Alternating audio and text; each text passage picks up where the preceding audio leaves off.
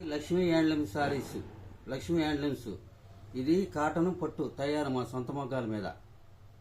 Cotton పై పట్టు. ఇది చాలా స్మూత్ అయిన పట్టు అనమాట. మా సొంత మొగ్గాల మీద తయారయ్యింది. ఓకేనా? ఇలా చూడండి, ఇదంతా చీర.